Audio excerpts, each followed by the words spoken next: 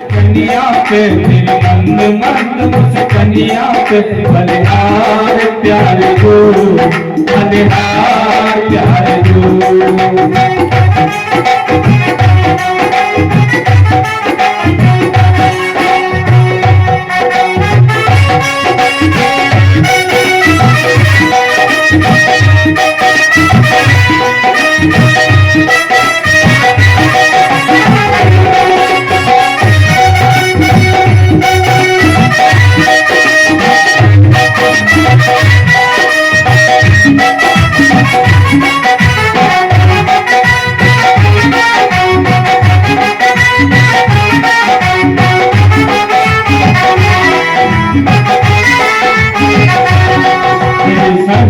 राधा प्यारी लगती है सबसे प्यारी संग राधा प्यारी लगती है सबसे प्यारी संग राधा प्यारी लगती है सबसे प्यारी संग राधा प्यारी लगती है सबसे प्यारी युगल छठी कहते तो इस युगल छठी कहते तो बलिहार प्यार जो बलिहार प्यार जो तेरी मंद मंद मुस्कनिया पे मंद मंद मुस्कनिया पे बलिहार सावरे बलिहार सावरे मंद मंद मुस्कनिया पे मंद मंद मुस्कनिया पे बलिहार प्यार जो बलिहार प्यार जो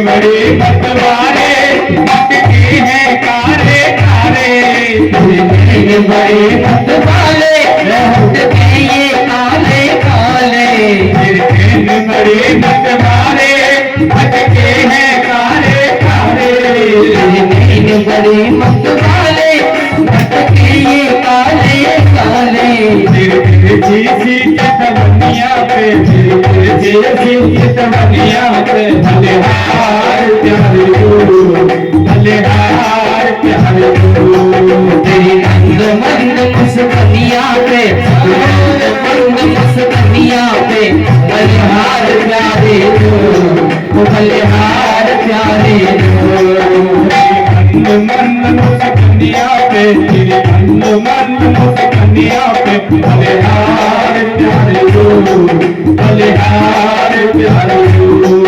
बलिहार प्यार जो बलिहार प्यारे जो बलिहार प्यारे जो बलिहार प्यारे हरि वामन भगवान की जय श्री वामन भगवान। और राजा बलि के पास पहुंचे तो राजा बलि ने बड़ा स्वागत किया। स्वागतम ते नमस्तुभ्यं ब्रह्मन किम करवामते। हे ब्राह्मण पुत्र, कहिए आपका स्वागत है, मैं आपकी क्या सेवा कर सकता हूँ, कहिए आपको क्या चाहिए। अब तो भगवान कहने लगे अगर किसी से कुछ लेना है तो सबसे अच्छी चीज क्या है, प्रशंसा। ये प्रशंसा ऐसी चीज है, अगर आप जितनी प्रशंसा करोगे किसी की उतना ही फूल करके चकाचक हो जाएगा। भगवान कहने लगे देखो भाई ऐसा है, न ही तस्मिन् कुले कश्चिन सत्व कृपण कुमार, तुम्हारे कुल में ऐसा आज तक कभी कोई हुआ ही नहीं है जिसने ये शब्द कहा हो कि मैं नहीं दूंगा। ऐसा कोई आज तक नहीं हुआ। आपकी तो चलती क्या है, आपके दादाजी परदादाजी हिरण्यकश्यप हिरण्याक्ष भी कैसे भी देते रहे हों, लेकिन अगर कोई ब्राह्मण मांगने के लिए आ गया तो उन्होंने कोई मना नहीं किया। हम तो बलि और चढ़ गए ऊपर पुदीना के पेड़ पे, हाँ झाड़ पे चढ़ा दिया।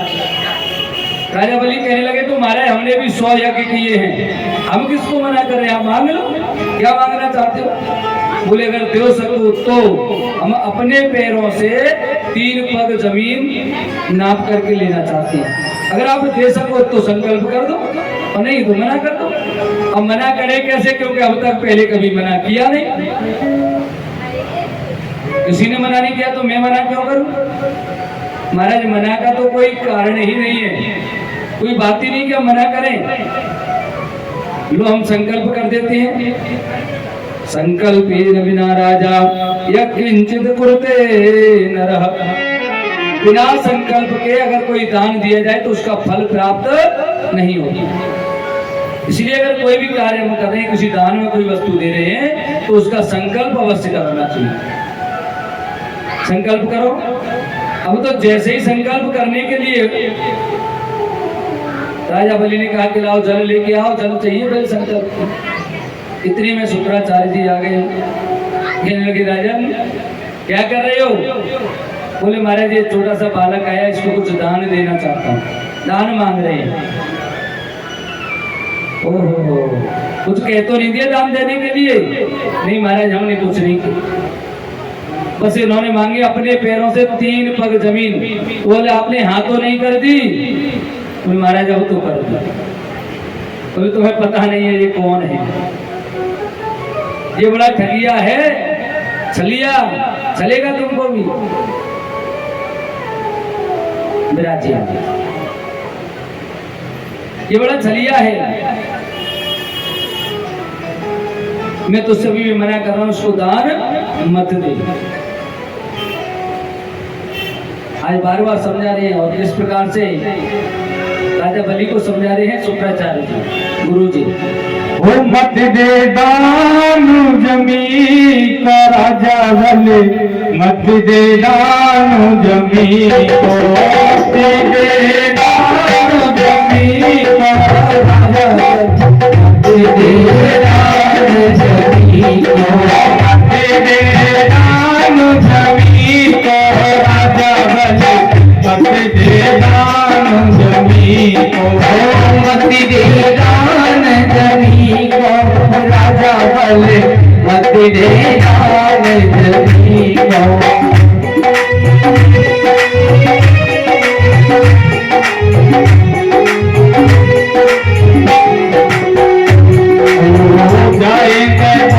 राजा हरिचंद्र चल लियो, जाई ने राजा हरिचंद्र चल लिया, जाई ने राजा हरिचंद्र चल लिया, जाई ने राजा हरिचंद्र चल लिया।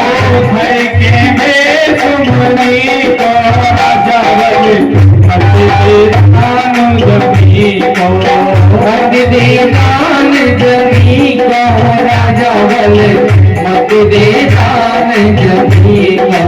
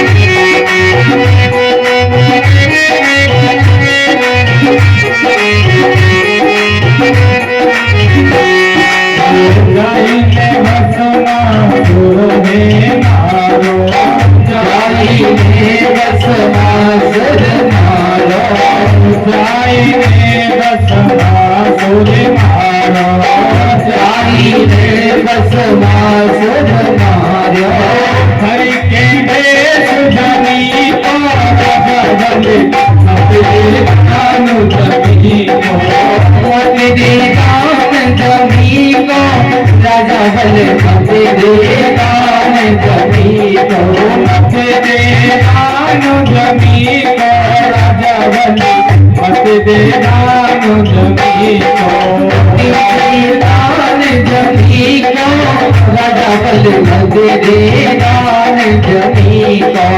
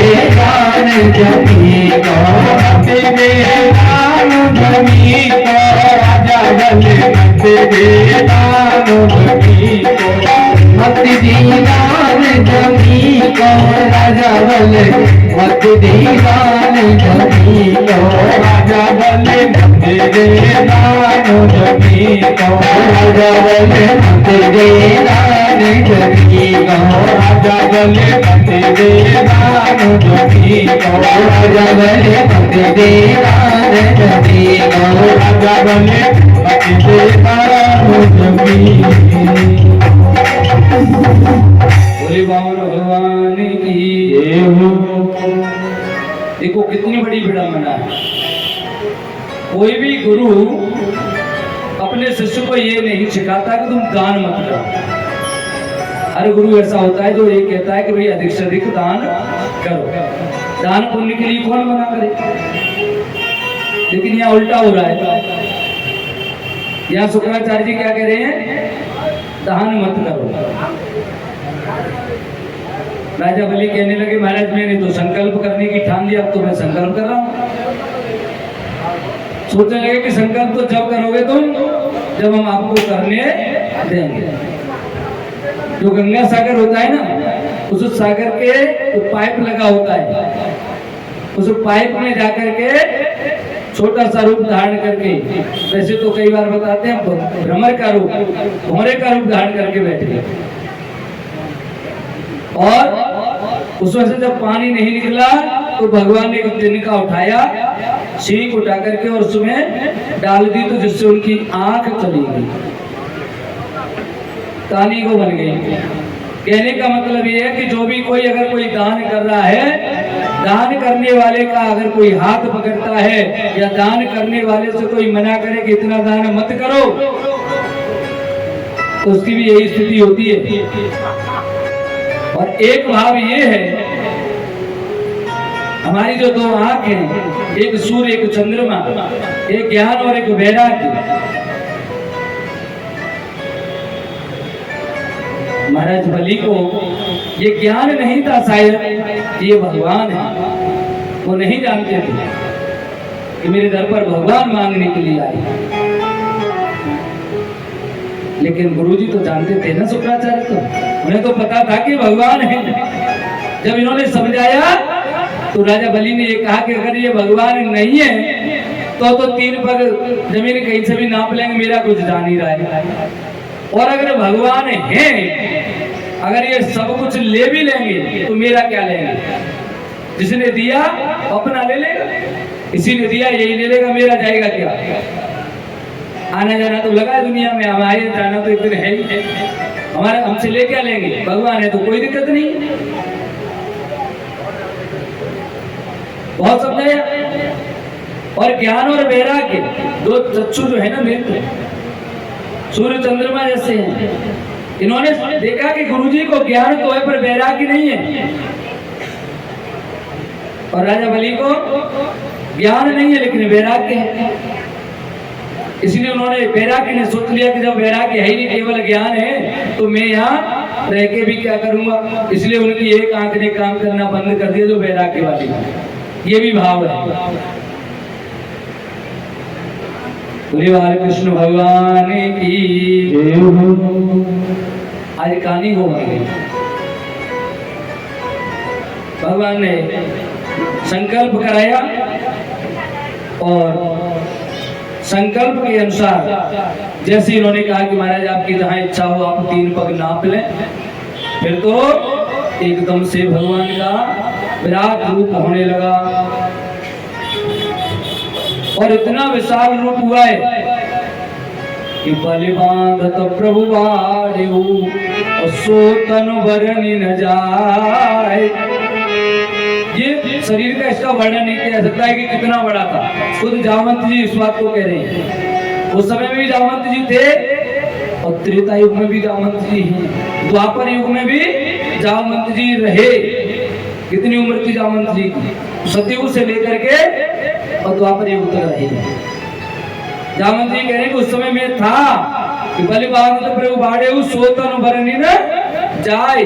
उभय घड़ी यानी 2 घड़ी में दीनी 7 प्रदक्षिणाएं। ऐसे इतने बड़े विशाल शरीर की भी मैंने 2 घड़ी में 7 प्रदक्षिणाएं कर दी।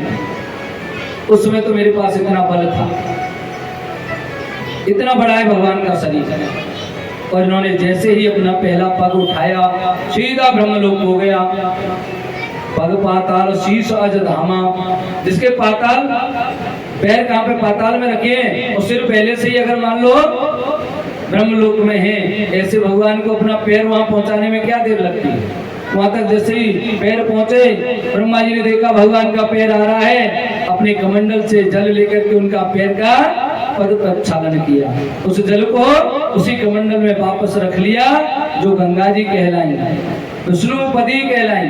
बोलिए गंगा मैया की जय हो।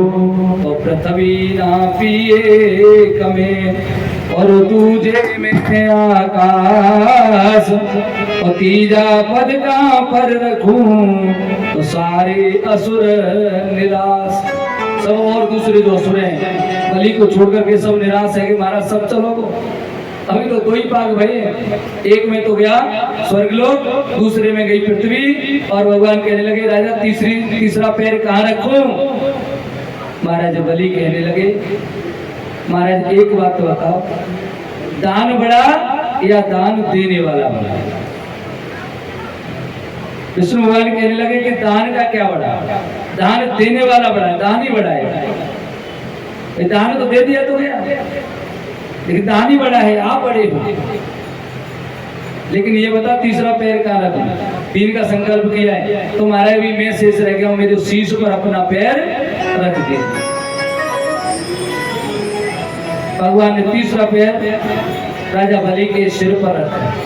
अब वैसे तो कहते हैं कि जिसके सर पर अगर भगवान का हाथ हो, गुरुओं का हाथ हो, बड़े लोगों का हाथ हो, उसका क्या बिगड़ सकता है। और यहाँ तो हाथ ही नहीं है, पूरा पांव रख दिया है। और जिसके ऊपर भगवान का पैर रखा हो उसका क्या बिगड़ सकता है।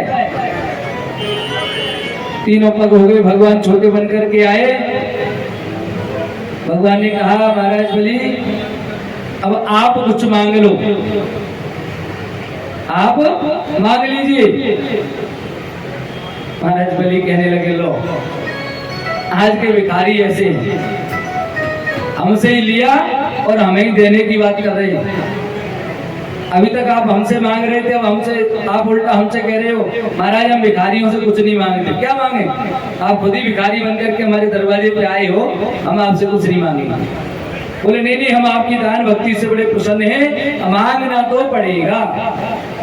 तुम क्या समझ रहे हो, जैसे आपने हमें सब कुछ सर्वस्व दान किया वैसे हम भी आपको, आप मांगोगे वो मुंह मांगा वरदान जरूर देंगे।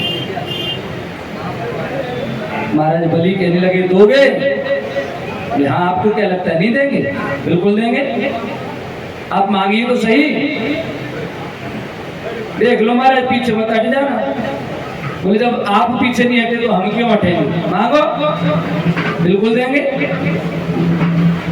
महाराज बलि कहने लगे तो एक काम करो। बोले क्या?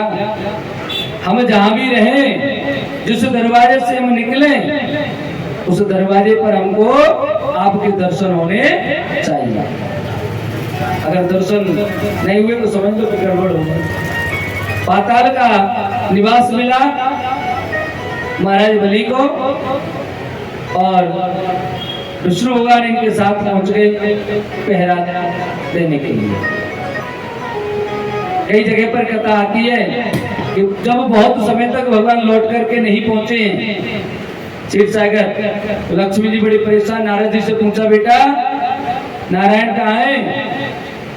बताते हैं महारानी माता, नारायण तो पहरेदार बन गए राजा बलि के, आपके भैया के। बोले ऐसा? हाँ चले जाओ। श्रावण शुक्ल पक्ष पूर्णिमा जब आती है, कुछ लोग बताते हैं हमारे इतिहास को कितना तोड़ा मरोड़ा गया है। इतिहास में बताते हैं कि महारानी कर्मावती ने राखी भेजी हुमायूं के लिए, तब से रक्षाबंधन का त्योहार मनाया जाता है। कितना तोड़ा मरोड़ा गया हमारे इतिहास को। वास्तविकता तो सनातन तो ये है कि जब लक्ष्मी जी विष्णु भगवान को राजा बलि के यहाँ से छुड़ाने के लिए गई हैं, तो रक्षा सूत्र लेकर के जाती हैं और राजा बलि से कहती हैं कि महाराज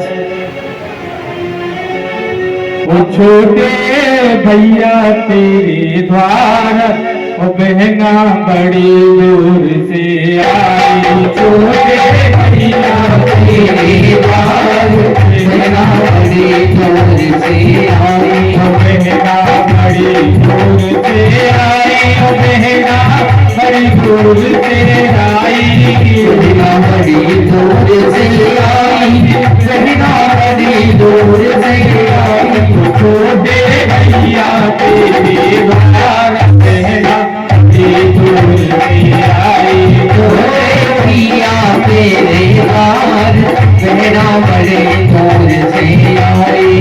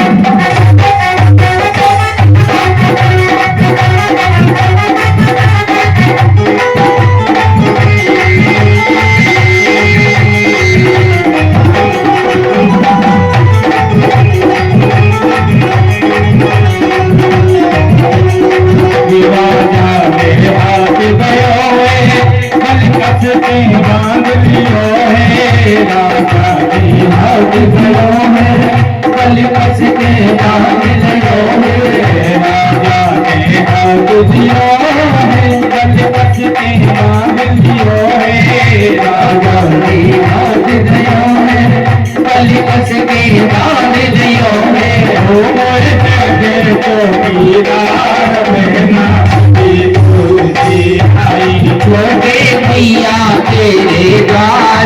बहना बड़े दूर से आई, बहना बड़ी दूर से आई, बहना बड़ी दूर से आई, बहना बड़े दूर से आई, बहना बड़े दूर से आई। छोटे भैया तेरे द्वार बहना बड़ी दूर से आई, छोटे भैया तेरे द्वार बहना बड़ी दूर से आई।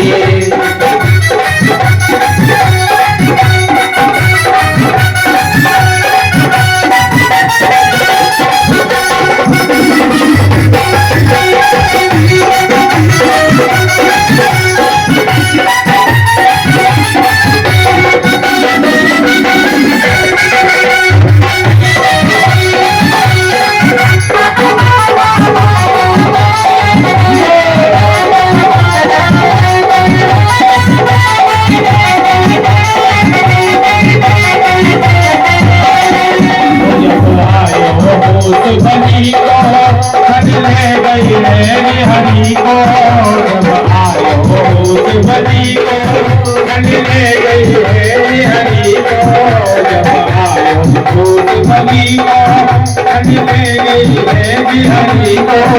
सोना दूर कर गई आज बहना बड़ी दूर से आई, छोटे भैया तेरे द्वार बहना बड़े दूर से आई, बहना बड़ी दूर से आई, बहना बड़ी दूर से आई, बहना बड़े दूर से आई, बहना बड़े दूर से आई।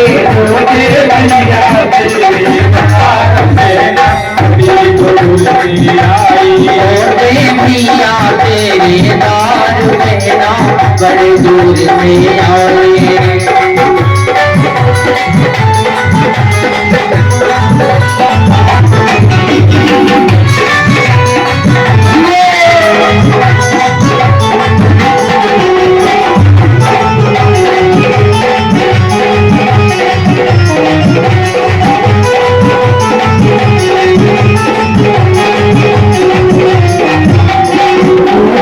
भैया तेरे द्वार बहना बड़ी दूर से आई, छोटे भैया तेरे द्वार बहना बड़े दूर से आई, बहना बड़ी दूर से आई, बहना बड़ी दूर से आई, बहना बड़े दूर से आई, बहना बड़े दूर से आई। छोटे भैया तेरे द्वार बहना बड़ी दूर से आई, भैया तेरे द्वार बहना बड़े दूर से आई। माया बलि सिर धुन धुन पचकाया, माया बलि सिर धुन धुन पचकाया, कुछ ले गई पल्लो तार देना बड़ी दूर से आई, छोटे भैया तेरे द्वार बहना बड़े दूर से आई, छोटे भैया तेरी द्वार बहना बड़ी दूर से आई, छोटे भैया तेरे द्वार बहना बड़े दूर से आई। बहना बड़ी दूर से आई, बहना बड़ी दूर से आई, बहना बड़े दूर से आई, बहना बड़े दूर से आई। छोटे भैया तेरी द्वार बहना बड़ी दूर से आई, छोटे भैया तेरे द्वार बहना बड़े दूर से आई, छोटे भैया तेरी द्वार बहना बड़ी दूर से आई, छोटे भैया तेरे द्वार बहना बड़े दूर से आई। बोले वामन भगवान की जय हो, भागवत महापुराण की जय हो, बाल कृष्ण भगवान की जय हो। इधर में जब लक्ष्मी जी पहुंचे और रक्षा सूत्र बांधा, राखी बांधने में मांग लिया क्या चाहिए, उन्हें अपने पहरेदार दे। अब तो राजा बलि अपना सिर धुलने, इन्हें माया रही ना भगवान मिले, ये भी गया हाथ से और वो तो गया ही पहले, ये सब गया। बोले दे तो दूंगा, पर उसने भी अब अपनी चाल फेंक दी। आप जा रहे हो भाई, अब दे दिया तो जाएंगे ही सही। ऐसा है, मैंने आपसे पहले ही कहा था, मुझे मैं जिस गेट से निकलूं मुझे पहरेदार चाहिए आपका। तब भगवान ने शंकर भगवान और ब्रह्मा जी को बुलाया, इनसे कहा कि भैया 4-4 महीने की ड्यूटी आप देना। 4 महीने भगवान देते हैं ड्यूटी और 4-4 महीने शंकर भगवान और ब्रह्मा जी ड्यूटी देते हैं पाताल लोक में। जिस समय पर वामन भगवान छोटा सा रूप धारण करके आए ना, राजा बलि की पुत्री है रत्नमाला, उस रूप को देख करके कह रही है काश ऐसा पुत्र मेरा हो, मैं उसको अपना दूध पिला दूं। भगवान ने कह दिया एवं अस्तु, ऐसा ही है, लेकिन इस युग में नहीं, अगले युग में हम आकर के आपका दूध पिएंगे। और जैसे इसने इतना बड़ा विराट रूप धारण करके सबको चरण कर लिया, तो कहने लगी कि दूध तो पिलाती और जहर लगा के पिला। भगवान ने कह दिया एवं अस्तु, ऐसा ही होगा, दूध तो पिएंगे पर जहर वाला ही पिएंगे। आगे चल करके ये कथा जुड़ेगी कृष्ण अवतार में। आज श्री सुखदेव जी महाराज कह रहे हैं कि हे राजन, भगवान ने मत्स्य अवतार धारण करके सत्यव्रत महाराज को महाप्रलय की जल राशि में नाव में बैठा करके आत्म तत्व का ज्ञान दिया, उपदेश दिया।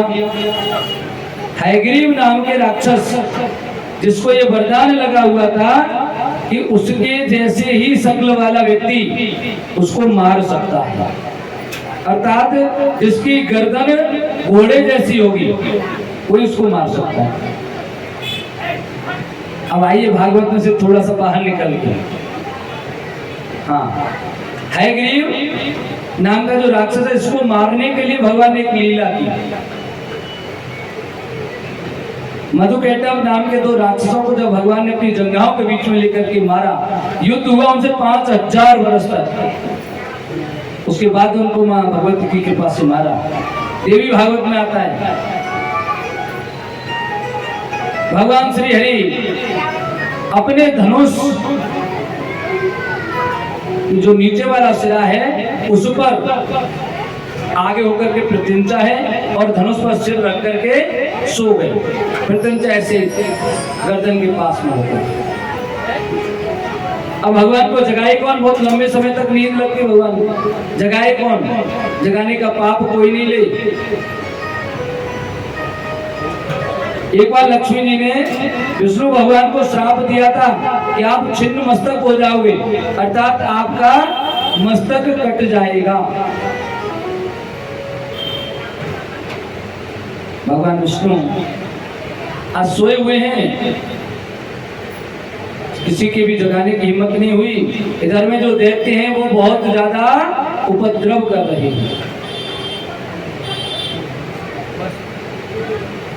तब उन्होंने हयग्रीव का जब अत्यधिक बहुत ज्यादा उपद्रव हुआ, उससे परेशान होकर जब देवताओं ने भगवान की आराधना की तो ब्रह्मा जी ने जो दीमक होती है ना, उस दीमक का निर्माण किया, आविर्भाव किया। ये दीमक कहने लगी महाराज एक बात बताओ, यदि हम भगवान को जगाने के लिए इस रस्सी को काटेंगी तो इससे भगवान की गर्दन भी कट सकती है, हमें क्या लाभ होगा? हमें जो पाप लगेगा तो बोले आपको ये लाभ होगा कि जो हवन करते हैं ना, हवन की जो हविष्यान्न रह जाता है बाहर, हवन कुंड के बाहर, वो आपका भाग कहलाएगा, आपके लिए छोड़ दिया जाएगा। तो दीमक ने उस रस्सी जो प्रत्यंचा खिंची हुई है उसको जैसे ही काटा, उसको कटने से भगवान का शीश कट गया प्रत्यंचा से। तब ब्रह्मा जी और शंकर भगवान ने उस स्थान पर घोड़े का सिर लगाया। इससे भगवान का अवतार हुआ हयग्रीव अवतार। बोले हयग्रीव भगवान की। इस हयग्रीव अवतार में भगवान ने दो कार्य किए। एक तो हयग्रीव नाम के उस राक्षस को मारा है और दूसरा लक्ष्मी जी अश्विनी कुमारों के एक बार स्वर्ग में आने के कारण इतनी सुंदरता थी, घोड़े का रूप था अश्विनी कुमारों में, देखती कि देखते रह गई। तो भगवान विष्णु ने श्राप दे दिया कि आप इन घोड़ों पर इतनी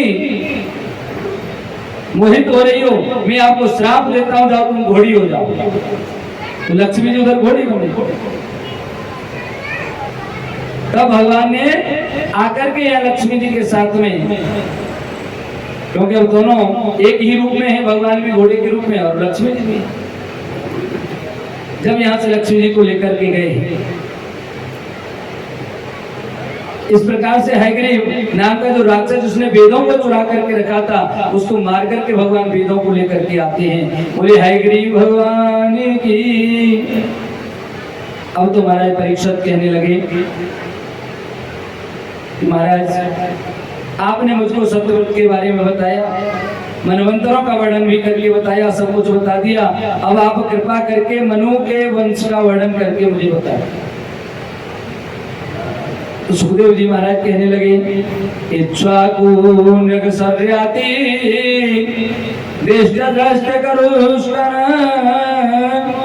नरिष्यन्तं प्रसग्रं च नवगं च कविं विभु। हे राजन, इक्ष्वाकु नृग सर्याति दृष्ट धृष्ट करुष नरिष्यंत प्रसग्न नभग और कवि, ये इनके पुत्र हुए। पहले इनके संतान नहीं थी। गुरु वशिष्ठ जी ने इनको संतानहीन देख करके मित्रावरुण यज्ञ कराया और उसमें केवल दूध पी करके रहने वाली जो श्रद्धा थी, श्रद्धा ने होता के पास जाकर के जो यज्ञ कराने वाला था उसके पास जाकर के कहा कि महाराज मुझे तो कन्या चाहिए, मुझे कन्या चाहिए। और ये यज्ञ करा रहे पुत्र के लिए। जब इन्होंने कन्या का कहा तो उन्होंने कहा ठीक है, हम कन्या के हिसाब से यज्ञ कराएंगे। यज्ञ का फल बाद में इनको मिला कन्या रूप में। और जब कन्या हुई तो वशिष्ठ जी से पूछा गया कि महाराज हमने तो आपसे पुत्र की कामना की है, पुत्री क्यों हुई? तो उन्होंने कहा कोई बात नहीं है, पुत्री हो गई तो कोई दिक्कत नहीं है, हम इनको पुत्र के रूप में परिवर्तित कर देंगे, इतनी सामर्थ्य हमारे अंदर है। तप के कारण वशिष्ठ जी ने इनको पुत्र बना दिया, लड़का बना दिया लड़की से। महाराज एक बात ध्यान रखना, आज के जो लोग इस बात को कहते हैं कि खीर खाने से कैसे पुत्र हो जाते थे, उनको मैं कहना चाहूंगा आज हमारी वैज्ञानिक पद्धति में लिंग परिवर्तन, लड़के से लड़की, लड़की से लड़के बनाने की विधि, वैज्ञानिक विधि बाकायदा आ चुकी है। बस पैसा खर्च होता है। आज भी लोग लगे हैं कहीं कराने में, परिवर्तन कराने में। हमारे इन ग्रंथों पर, हमारे पुराणों पर लोग हंसते हैं कि ऐसा कैसे हो सकता था। आज हो रहा है तो विश्वास कर रहे हैं कि जब आज हो सकता है तो उस जमाने में क्यों नहीं हो सकता होगा। गुरु वशिष्ठ ने लड़की से लड़का बना दिया, नाम रखा सुधुम्न। एक बार ये शिकार खेलने के लिए जब गए तो ऐसे भूखंड में चले गए जहां भगवान शंकर और पार्वती निवास करते थे। एक बार माता पार्वती शंकर भगवान के साथ विहार कर रही थी। कोई ऋषि उधर से आ गए, मैया ने कहा कि देखो यहाँ ये लोग आएंगे, हमको शर्म लगेगी। तो शंकर भगवान ने उस उतने क्षेत्र को बना दिया कि जो भी यहाँ आएगा वो स्त्री बन जाएगी। स्त्रीत्व को प्राप्त होगा। सुदुम्न और उनका घोड़ा जैसे इस क्षेत्र में पहुंचे, घोड़ा में से घोड़ी बन गया और सुदुम्न फिर से लड़की बन गया। बहुत सुंदर। जंगल में भटक रही हूं, वहीं पर एक बुद्ध नाम के ऋषि हैं। इन्होंने इनको देखा, मोहित हो गए, लेकर के कुटिया पर गए, इनके साथ रहने लगे। बहुत समय तक रहे। एक समय सुदुम्न को ज्ञान हुआ कि मैं तो क्या था और क्या हो गया हूँ, मैं कहा इन विषय वासनाओं में आके खो गया। लौट करके पुनः आए, वशिष्ठ जी से कहा कि आपने पहले जब लड़की से लड़का बनाया तो अब की बार फिर बना दो। गुरु जी कहने लगे देखो बार बार काम नहीं करें, एक ही बार कर सके, हमारे को इतना तप नहीं है। अब तो आपको शंकर भगवान और पार्वती जी का ही पारण करना है, उनका ही व्रत करो। तब भगवान शंकर और पार्वती मैया का व्रत किया, तब इनको पुनः ये वरदान दिया गया कि आप 1 महीने के लिए स्त्री और 1 महीने के लिए पुरुष बन के रहो। अब ऐसे पुरुष की तो और भी दिक्कत, राज करने में दिक्कत आए। 1 महीने स्त्री बन के राज करे होते, 1 महीने पुरुष बन के राज करे। इनके आगे चलकर किसी वंश में एक सरियाती नाम के राजा हुए।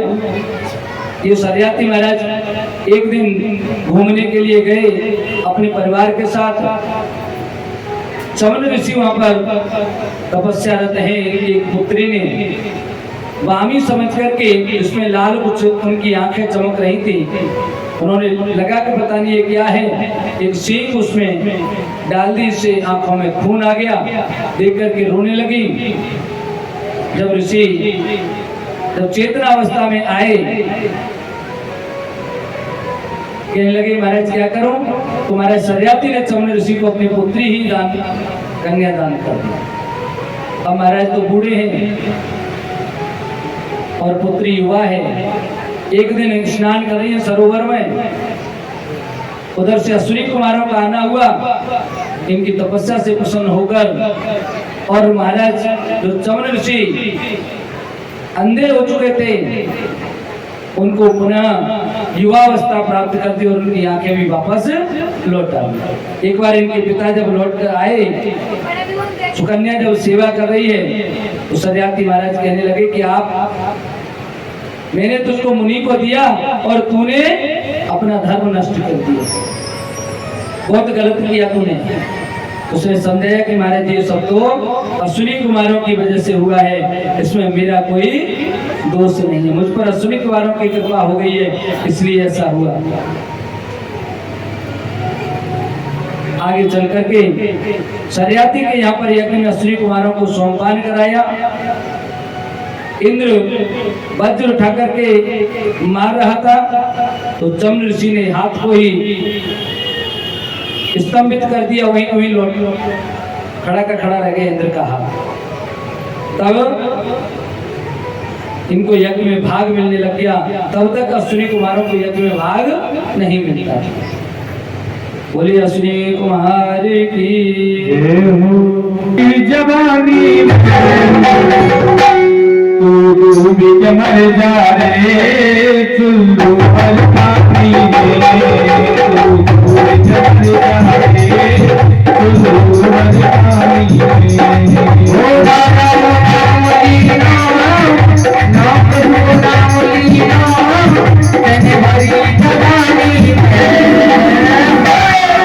Oh,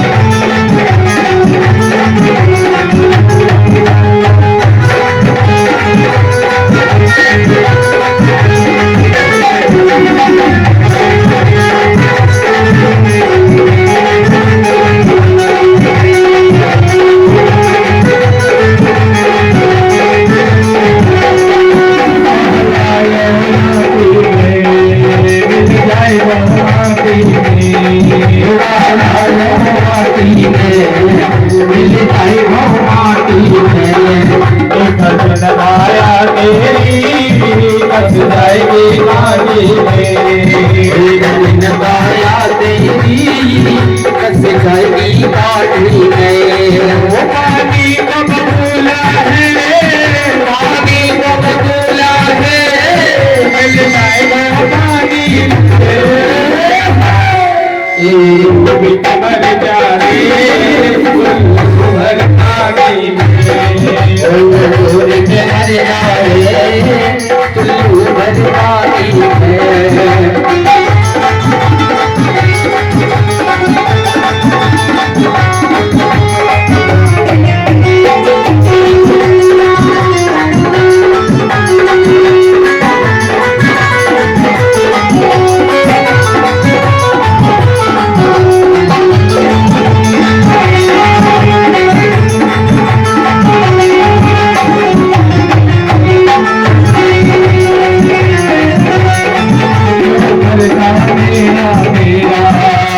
कुछ भी नहीं है तेरा मेरा मेरा यहाँ कुछ भी नहीं है तेरा एक दिन होगा भैया तेरा मरगट में तेरा एक दिन होगा भैया तेरा मरगट में तेरा बच्ची कमाए के ले जा रे कमाए के ले जा रे बच्ची कमाए के ले जा रे ऐसी जगानी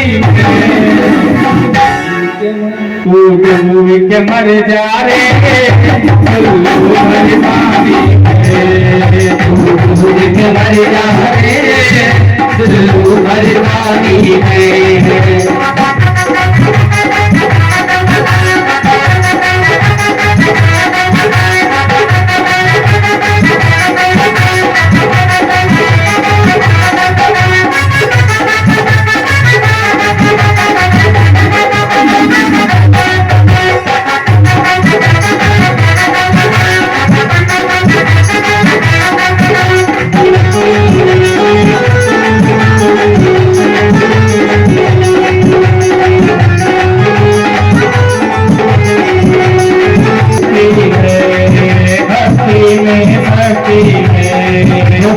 सच्ची भक्ति है भक्ति में शक्ति है भक्ति से भैया मिल जाएगी मुक्ति है भक्ति से भैया मिल जाएगी मुक्ति है बाला बन खोया देने वाला बन खोया मारो जीवन खोया मारो जीवन खोया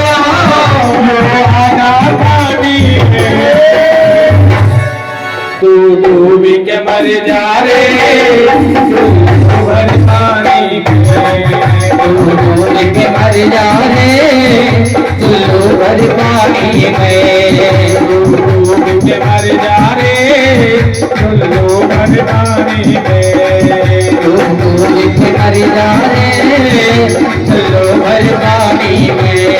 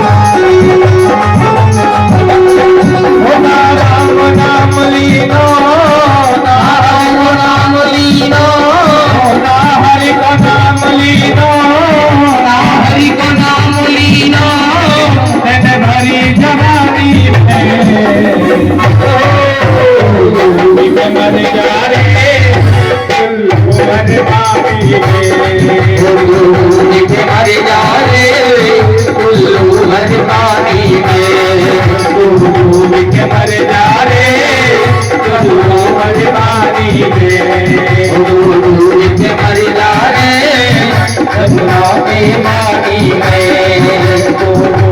के मर जा रे तुल्लू हरि पानी में डूब के मर जाए तुल्लू हरि पानी में डूब के मर जा रे तुल्लू हरि पानी हरि बाल कृष्ण भगवान की जय हो। रामचंद्र भगवान